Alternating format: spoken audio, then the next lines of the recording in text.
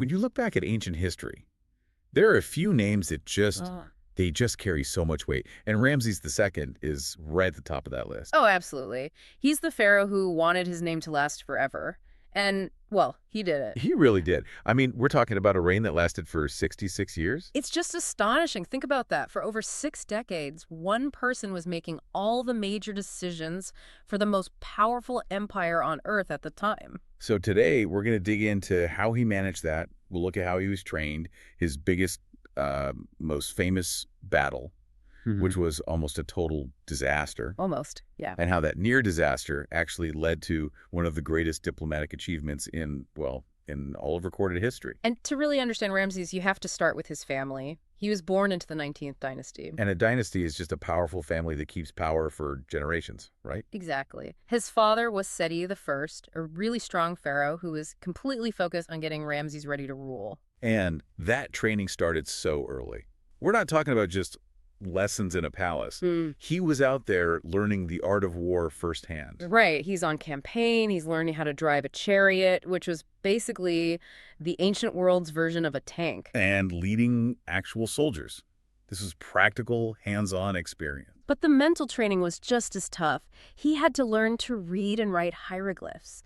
I mean, can you imagine trying to run an entire government with thousands of complex picture symbols? You had to master it, to communicate, to give orders, to run the whole kingdom. And he was so good at it so quickly that his father made him co-regent while he was still a teenager. So that's kind of like being a vice president, getting to learn the job while the boss is still around. It's the perfect training. He's already sharing power, making decisions. It gave him this incredible authority before he was even ruling alone. So when his father, Seti, finally died, Ramses stepped up. He was about 25. And his coronation was it was a massive public spectacle. It Yeah. was all designed to send a very clear message. That he wasn't just a new king. Exactly. The message was he had a divine right. He was a living god on earth. And his first moves were pure politics. He put his own trusted people in all the key government jobs.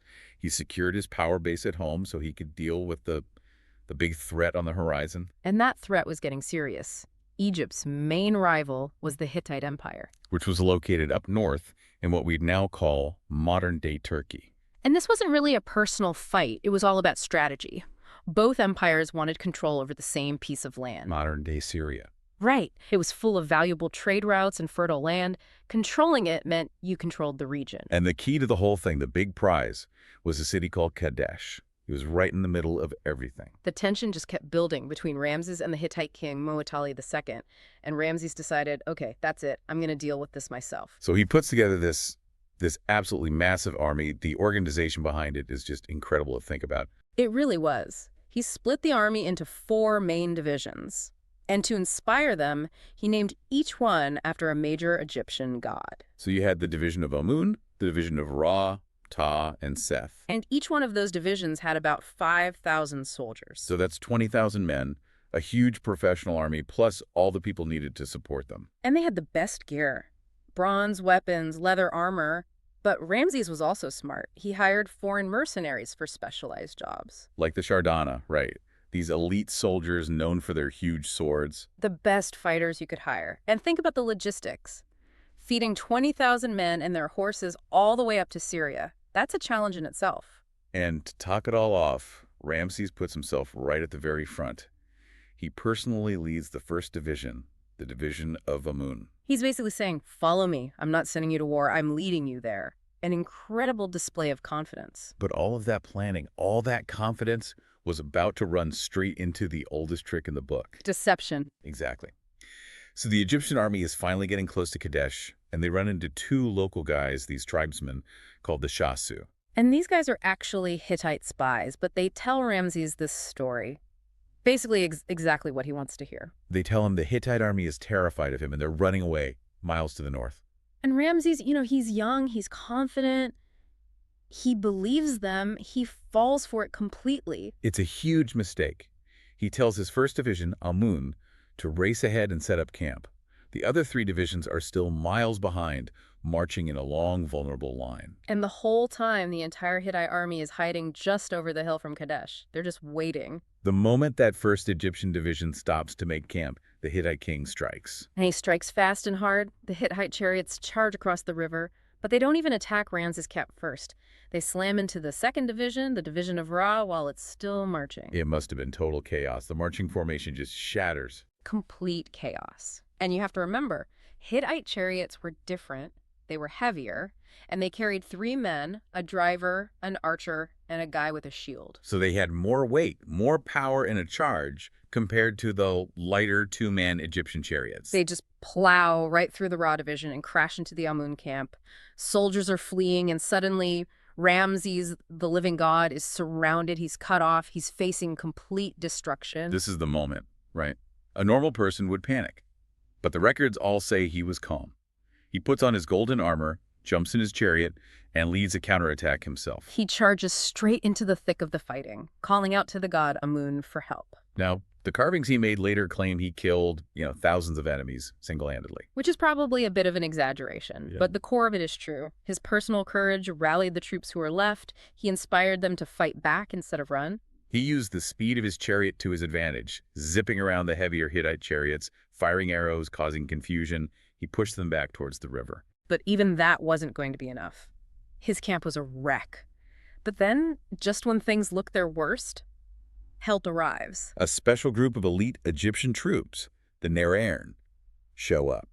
They had taken a different route and arrived at the perfect moment. And they catch the Hittites completely by surprise. And here's the amazing human detail. They weren't fighting anymore. No, they had stopped to loot the Egyptian camp. They were grabbing gold, supplies, whatever they could find. They got greedy. So these fresh Egyptian troops just slam into them. The tide turns immediately. The Hittites are pushed back, and by the time the sun sets, the other 2 Egyptian divisions have finally arrived. The battle just ends. It's a bloody stalemate. Ramses didn't capture Kadesh, so he failed his main objective. But the Hittites didn't destroy his army. Both sides just lost thousands of men. And this is where Ramses, the master of public relations, comes in. He races back to Egypt and covers his temple walls with carvings of the battle. But in his version, it's a massive, glorious victory where he saved the day all by himself. He turned a military failure into a propaganda win that lasted for thousands of years. So after all that fighting, both the Egyptians and the Hittites learned a very expensive lesson. Which was? That total victory was impossible. The war was just too costly for both sides. And this realization, it sets the stage for something brand new. And this really is the historical milestone. A few years after Kadesh, Ramses, and the new Hittite king, Hattusili III, they do something revolutionary. They sign a peace treaty, the first major international peace treaty in human history that we have a record of. And this wasn't just a simple truce. It was a complex agreement written on tablets of solid silver. It had these major promises in it. First, they promised not to attack each other, ever again. A non-aggression pact. But it was more than that. What? Oh yeah, it was also a mutual defense pact. It said that if some third party attacked Egypt, the Hittites would send their army to help, and vice versa. An ancient NATO, almost. Incredible. It even covered things like returning fugitives who had escaped from one kingdom to the other. Right, but with a promise that they wouldn't be harmed when they were sent back. It was real diplomacy. And to seal the deal, Ramses married a Hittite princess. This brought decades of peace and stability to the whole region.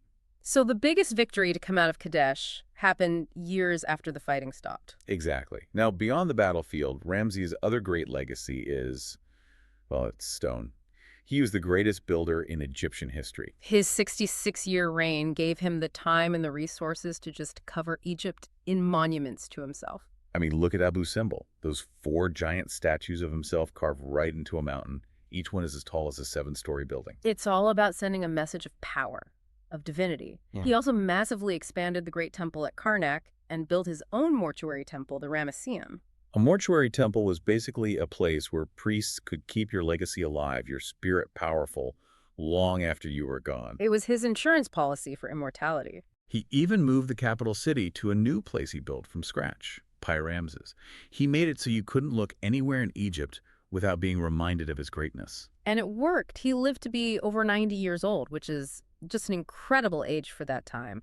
He outlived most of his own children. So he was a warrior, a diplomat, a master of propaganda, and a monumental builder. He really did it all. His story completely shaped the ancient world. It's an incredible career. He took a military stalemate and spun it into lasting political success. So here's a final thought to leave you with.